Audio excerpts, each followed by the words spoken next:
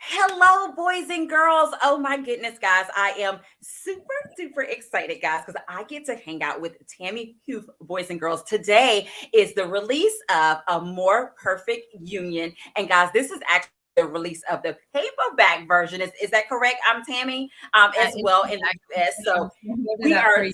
This is yes, it. we This are is it. super duper excited about that. And I have it on my Kindle, so I'll make sure that I hold it up as well too. So Tammye, thank you so much for hanging out with me on your release day. That is always exciting. Thank all of you guys for joining us. And of course, we know that a lot of you may be on your lunch break and all that good stuff. So guess what, boys and girls? We're gonna go ahead and get started. So Tammye, please introduce yourself to the people for those who may not know you.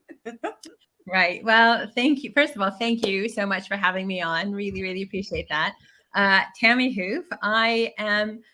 Um, I am an American living abroad, living in the UK, and have been for a number of years. And I've done a number of things with my life, including being a teacher, translator, copywriter, and now I am writing. And I've written, obviously, my debut novel, A More Perfect Union.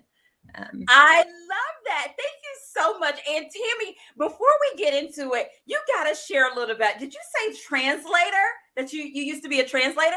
Share Yeah. with us a little bit about that. Yeah, that's something I kind of felt. It's one of those crazy life things, something you fall into.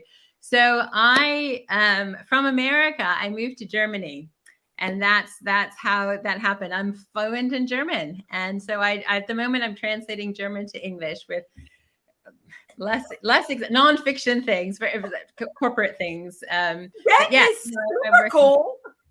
Yeah, yeah, Oh my exactly. goodness. So I speak That was German. one My of the things husband's that I actually remember. German. I married a German guy in Germany, and yeah, yeah, and so we speak, and so we keep it up. Actually, I've been living in the UK for just over 20 years, actually. But we keep up the German because now I've got through him family in Germany and connections in Germany. So yeah, no, we keep the language up. I love that. And I know when I was reading some things about you, I saw that and I was like, how cool is that? I was like, I have to have Tammye to share a little bit about how she got into translating. That Yeah. is super duper cool. Yeah, like with so many things in life, it's one of those things that I just fell into. You just sort of live your life, and the next thing you know, you wind up somewhere where you didn't expect yourself to be. Exactly, exactly. And guys, thank you so much for joining us and hanging out with us on your lunch break of Angela's Literary Cafe. Boys and girls, I'm hanging out with the one and only Tammye Huf. Guys, today is the debut, not what debut, but it's actually the release of the paperback version of A More Perfect Union. And Tammye, just by holding this up, tell us a little bit about that cover. This cover, it just captures you. It's like when you look at it, it just draws you into it. I love the colors and things of that nature. I do try to match the covers or what have you. So I have a little bit of blue going on, blue and brown going on as well. I see that you have on your blue too. I But tell do. us I a do little bit every about once this in a while. extraordinary cover. Isn't it gorgeous? Isn't absolutely gorgeous? Yes. I love this cover. So it's the nice thing about it too is the book originally came out in the UK and it had a different cover, also a lovely cover. I can let me show you briefly. I have this lovely cover. Oops, I'm obviously. Um, but when the paperback version came out, the UK publishers decided to change it up a bit and got a different graphic artist in and changed up the cover. And shared that then with the US publishers, who thought actually, and they had been thinking of a different cover, but they saw this and they loved it as well, and they're like, actually, let's go for that too.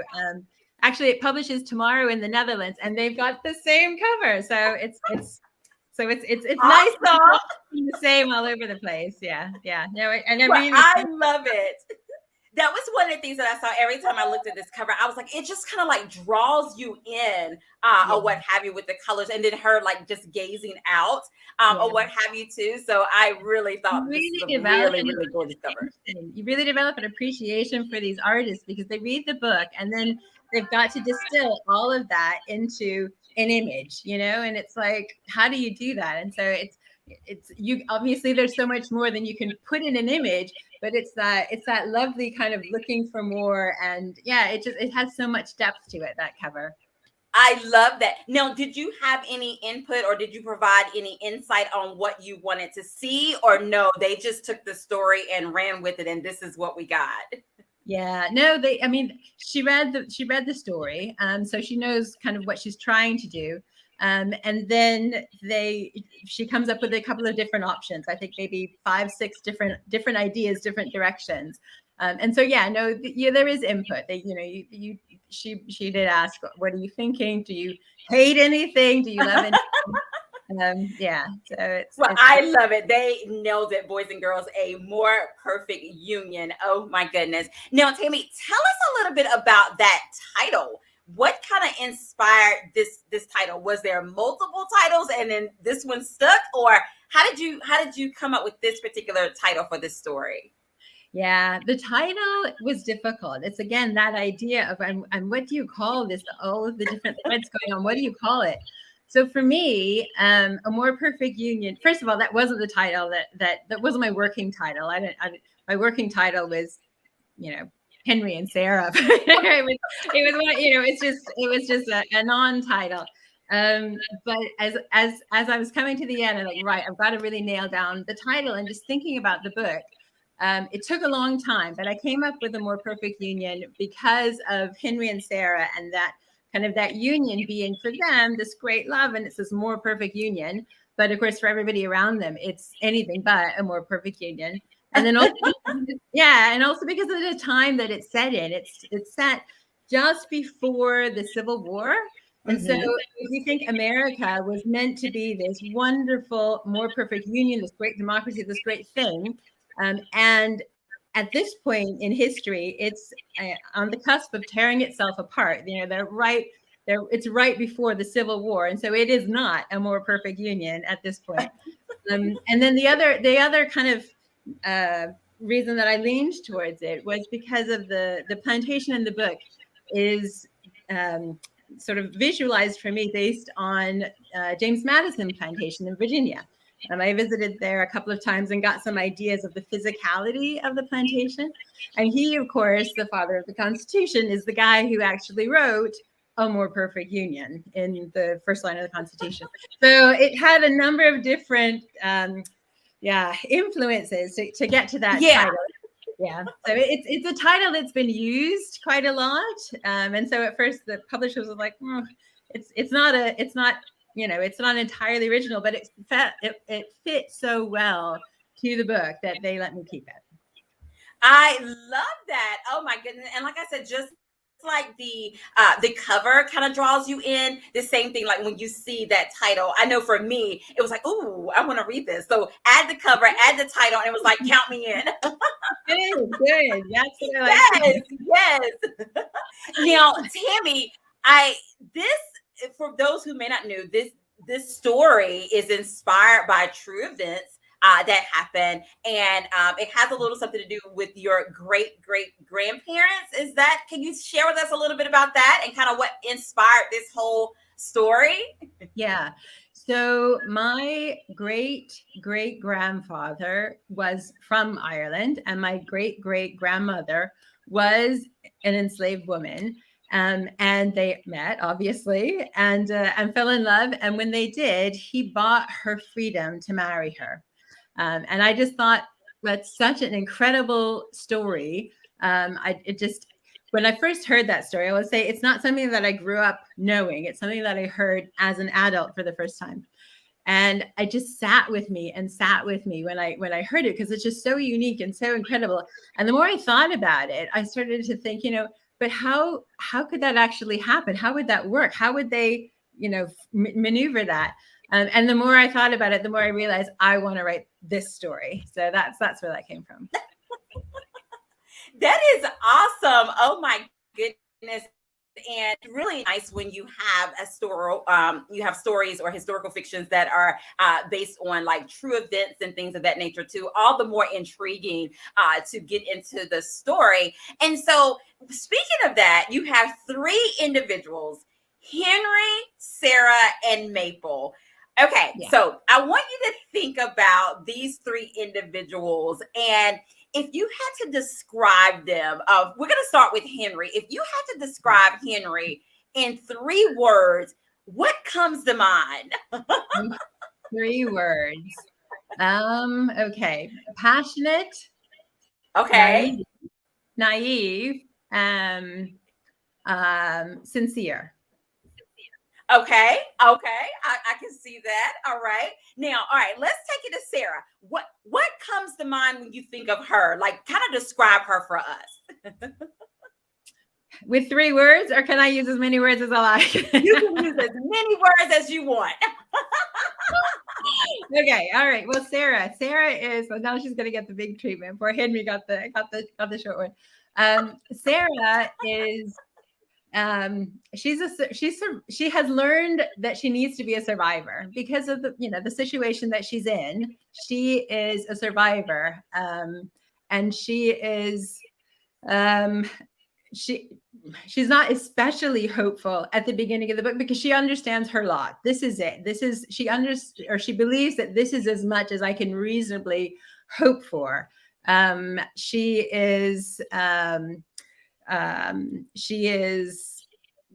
She's clever in her way, obviously not book smart, but she has a certain smarts about her, and she's intuitive. She is a kind-hearted person, but she is not prepared to sacrifice herself.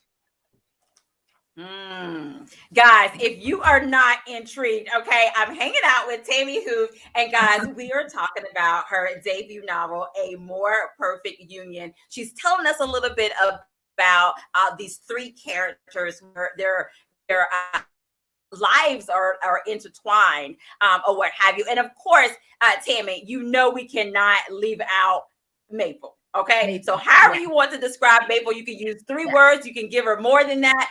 What would you say about Maple? Maple is that character that she's like, she's a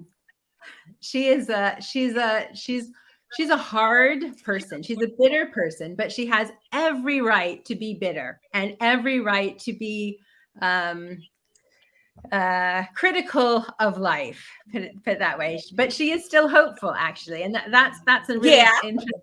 For me, really interesting about Maple, despite what life has thrown at her, and life has thrown a lot at this woman, she is still hopeful, and she is still fighting, and she is still trying to get ahead in her way, to get what she wants.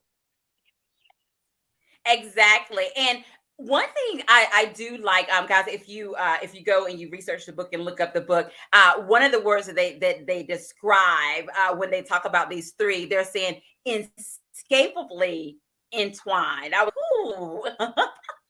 Kind of like unavoidable. These 3 are entwined together too. So that's really super cool. And again, all the more intriguing reasons of like, okay, I really want to get into the story of how these 3 lives are entwined as well too. But for you, what did you enjoy, or what did you enjoy about bringing this to life, or birthing this story, A More Perfect Union? Yeah. You know what? This was very much a labor of love for me. I so enjoyed so many aspects of the project. Not the least of which was just learning so much. When you write historical fiction, some things. We all know a bit about that time period. But to write historical fiction, you really got to dive deep into the research and into the time and just get a real sense of everything. And when you do that, you find out all these interesting little nuggets that you never knew, or at least I never knew. Sort of very small things that definitely don't make the history classes and make very few history books. And so I very much enjoyed the learning of everything that was going on in that time period. And I enjoyed putting myself into their mindset, because that's also something that we don't generally do when we study a time period in history. We learn about something. We're always that little bit removed, and often we can look at that time period in history from our 21st century, lens, which isn't. I think you do kind of lose a little bit of what the people were going through, or what that life was like, when you don't kind of let yourself get into their skin. And so that I really enjoyed too, forcing myself to leave this 21st century world and sensibilities and all of it, and kind of just really feel my way into their skin and into that time. Yeah, yeah. I love that. And it's so super cool. One thing about the historical fiction side of it is that when the writers, when you guys do what you do, is to actually to take back, but to actually help us to embody and feel like we're there. That's like so cool. I know that's probably like super book nerdiness, but yeah, just to be able to kind of feel like you're there and to bring that story back to life, or what have you for that too. Now, speaking of research, because I know you mentioned that, what was the research like for this particular story? So for this story, anything and everything I can get my hands on. I tried to get a lot of primary sources as much as I could. So I tried to read, obviously, slave narratives, of which there are loads of slave narratives out there. Most slave narratives are by men, but there are also slave narratives by women, and that was especially significant for me and for this story.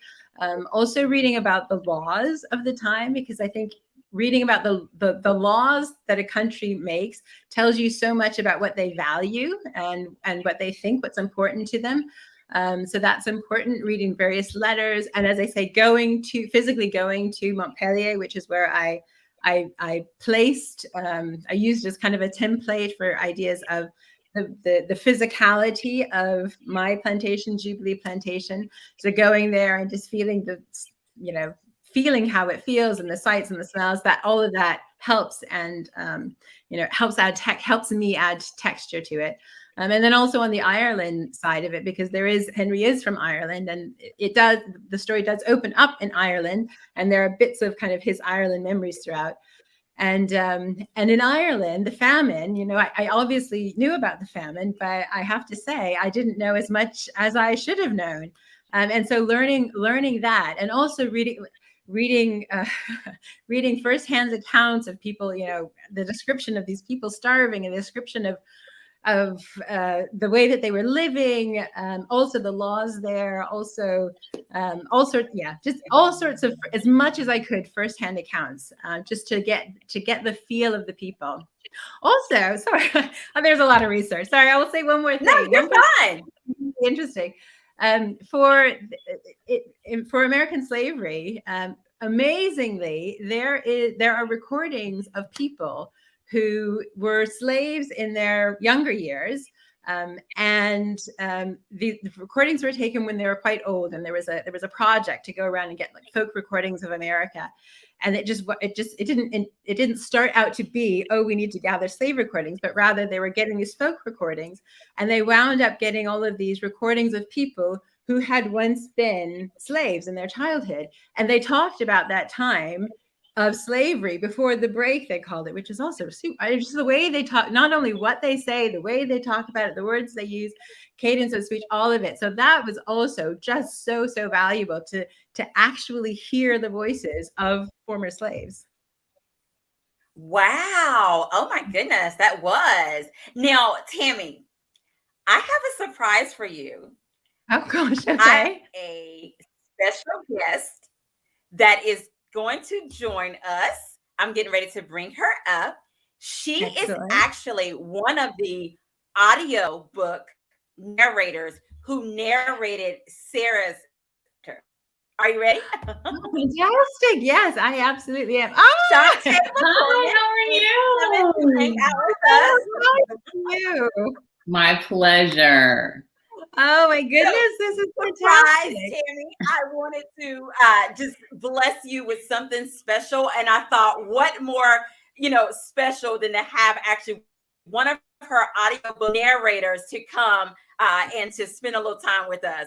Hi, Shantae. Hi there. Hi, Tammye. Nice to meet you virtually. Oh, yeah, fantastic to meet you virtually.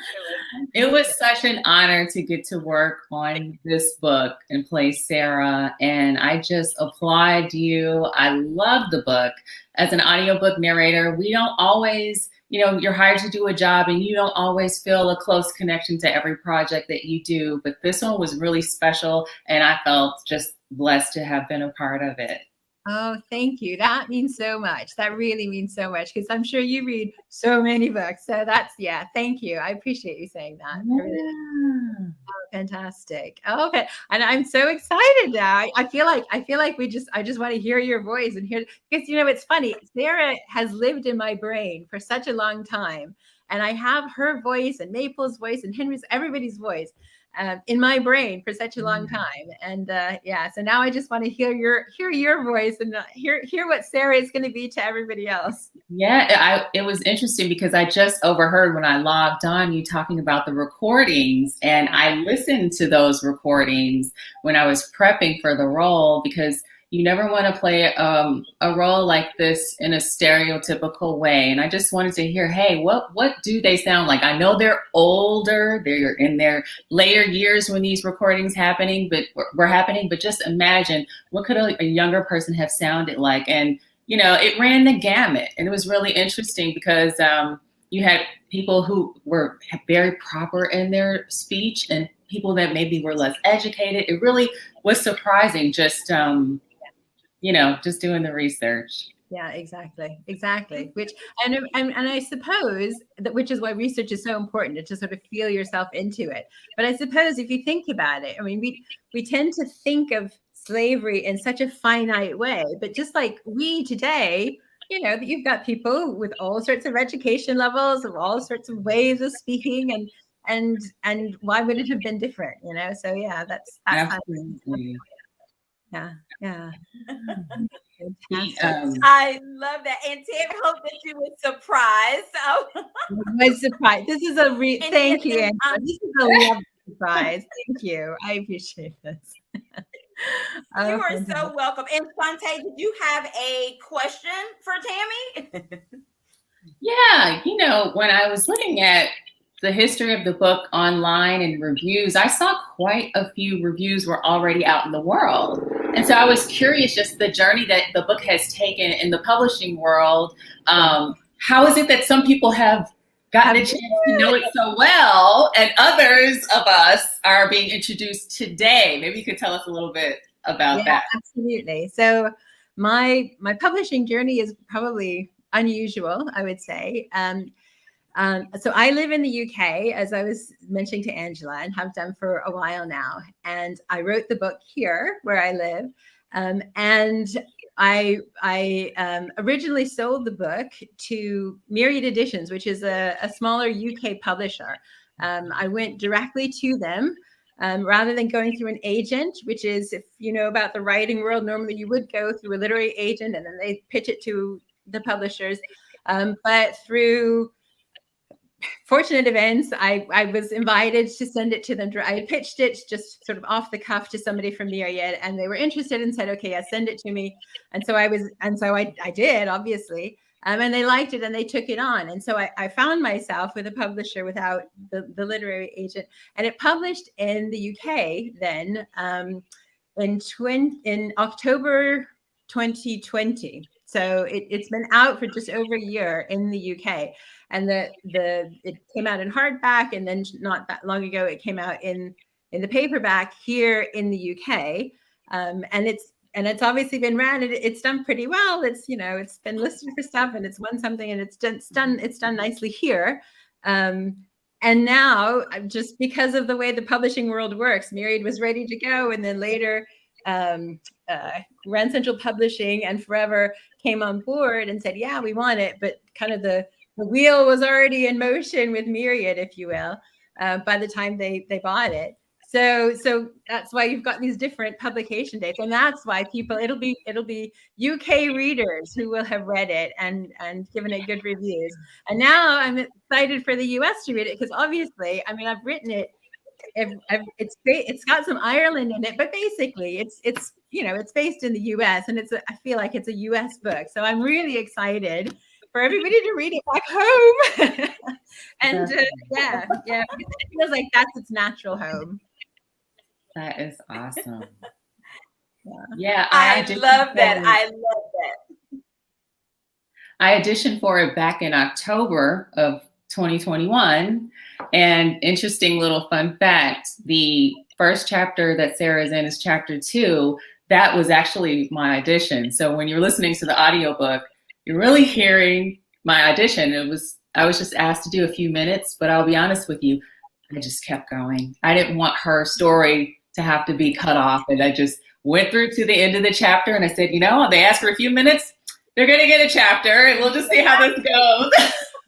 Obviously it worked. Obviously they can, you know, tell the commitment and that you were feeling the character, because and that's, I suppose that's what you want. You want somebody who really, really is going to just step into this character's skin and just feel the character and be the character for those minutes. Exactly. I mean, without giving anything away, it's the auction scene where she's being potentially sold. We won't give anything away, but you know, you're telling that story and you don't want to shut the character off or shut her down. She needs to tell her story. And so, you know, it's heart-wrenching at times and there's a lot of fear there, and that's what people had to go through. Absolutely. Yeah, it is heart-wrenching and I think for you, I don't know, but having kind of done a little bit of your own research, you can get into that emotion of the character and the feeling of the character. And I think I have such respect for actors, because it's so hard, I think, to embody that, and especially as a narrator, because you've only got your voice in that moment. You don't have, you know, your gestures and your facial expressions and all the rest of the stuff that you can use as a stage actor, a screen actor, as a voice actor. You've got that one instrument. And so I have so much, I do listen to a lot of audiobooks myself. I have so much respect for, you know, for voice actors. Yeah, how about that? In my family, I love that. I was just going to say, go ahead, Shantae. In my family, I'm our family historian, and I took the Ancestry DNA test in like 2018, and ever since then, I've been on this road of building family trees. And yes, it's led me to plantations many times over. It's led me to Caucasian fourth cousins and fifth cousins and sixth cousins, and my results that don't have any African blood but have European blood only. So I know the story behind that, and I'm learning more. But just to bring my own interest as an African-American woman to a project, it's special. It doesn't happen every day. And it was an honor to work on something so well written. So thank you. Oh, no, thank you. Thank you. And I love that you're interested also in history, not just history, but also family history and family narratives. I think it's so important. And I think it's something, at least for me, for my family, it's something that hasn't been held sacredly the way that I think it should be. Like this story comes down the line of my mom's side of the family. Okay. But my mom found out about this story when I found out about this story, because it was a situation where I think with our family, they're much more forward-looking and forward-thinking, and not really so focused on what was, but what we're going to do next and how we're going to, you know, achieve further going down the line, which is great and important. But it does mean that you can lose some of these stories, and as important as, you know, the DNA stuff is, you can get that out of the DNA, but how did it happen that we have Irish blood? How did it happen that you might have, I don't know, whatever you've got, Swedish blood, whatever you've got. I love the story behind the DNA thing too. So yeah, that's one thing that my parents, I've tasked them with writing down everything they remember before we lose another generation of stories, because there's so many things that you just don't, think to tell the next generation, but really should be told. Absolutely. That is true. That is true. And guys, if you are just joining us, you are in for a treat, because I am hanging out with Tammye Huf, guys. It is a more perfect union. And we had a surprise special guest, audiobook narrator Shantae Mccormick. Thank you so much for joining us, who narrated the character of Sarah. So thank you, Shantae, for hopping on with us. We definitely appreciate that. Thank you for having me. And You're welcome. See you later. So nice meeting you. Yeah.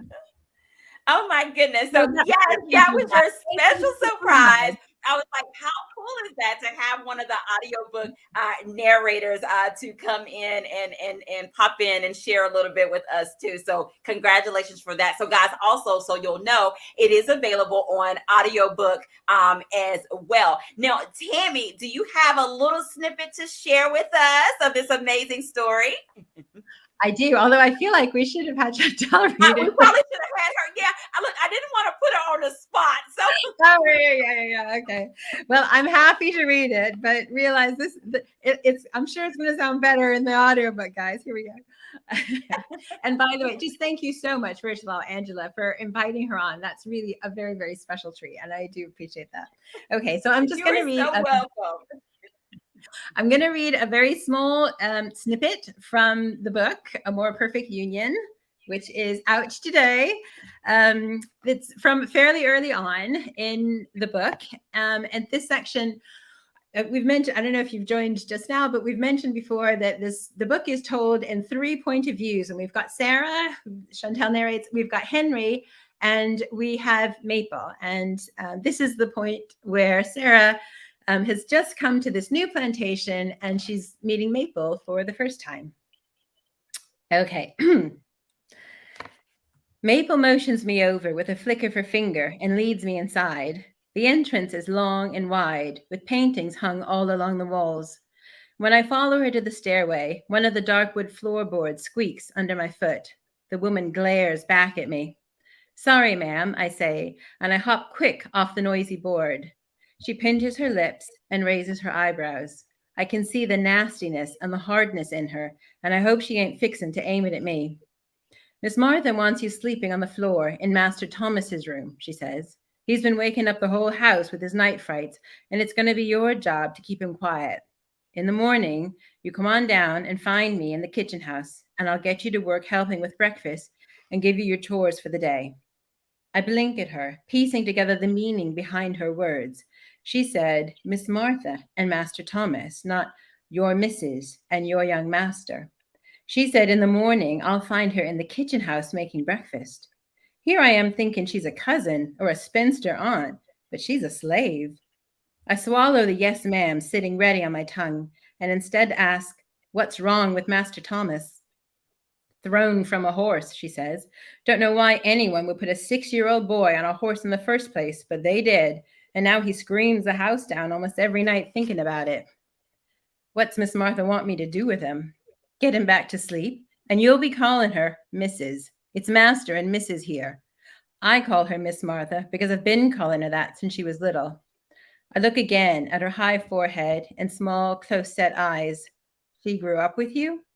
She nods. I was 12 when she was born. I've been taking care of her all her life. Couldn't do without me when she got married, so her daddy gave me as a wedding gift. She spits out the word daddy in a puff of bitterness, and I know why she looks like the missus, and I know why she looks so angry. Their daddy gave his older daughter to his white daughter as her slave.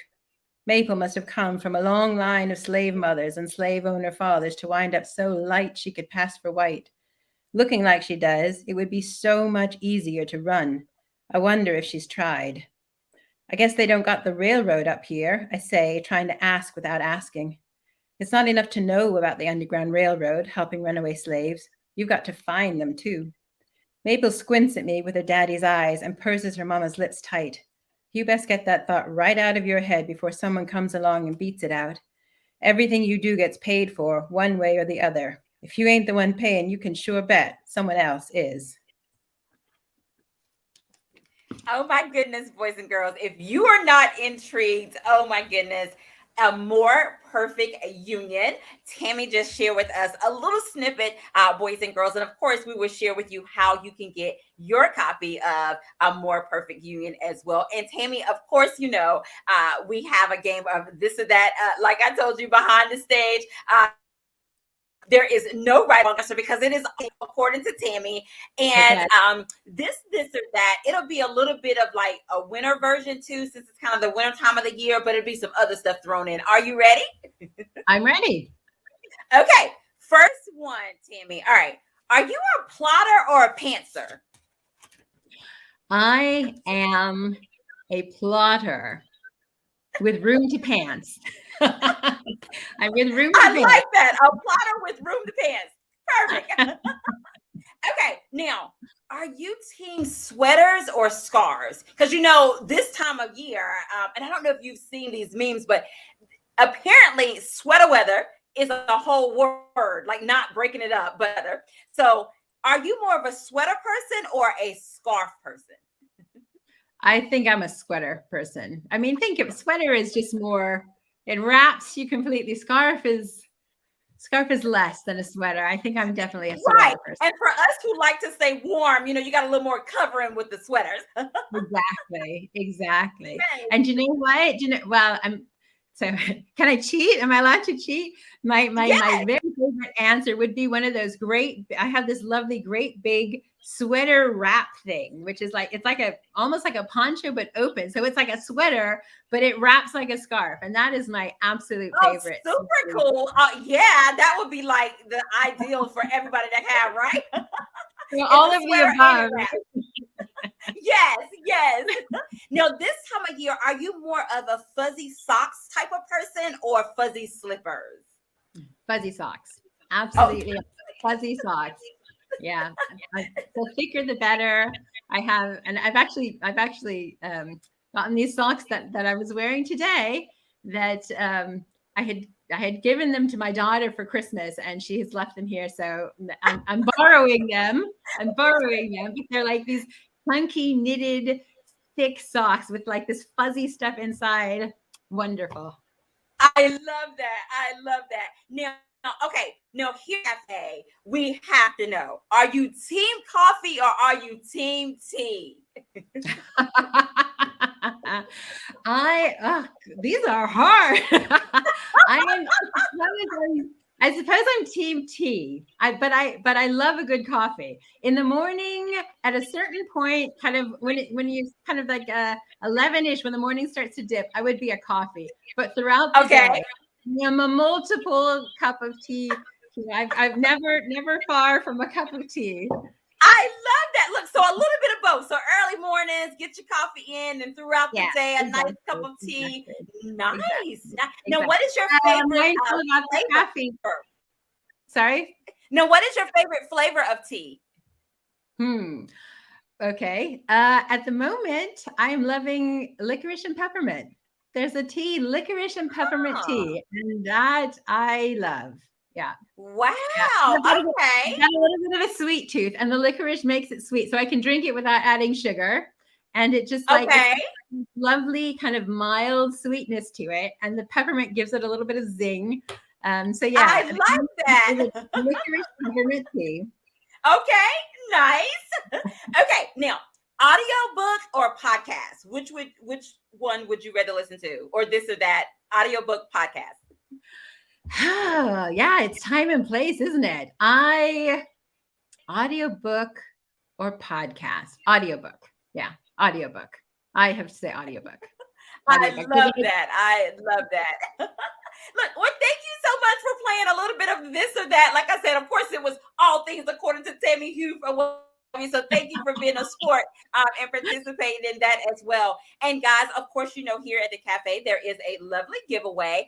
There will be a print copy of A More Perfect Union. And so, Tammye, how we do the giveaway is I'm going to go up and down the comment section, and you're going to tell me when to stop. And then that person will be the winner of the amazing print copy of A More Perfect Union. Are you ready? Okay. Okay. I am moving. So whenever you tell me to stop.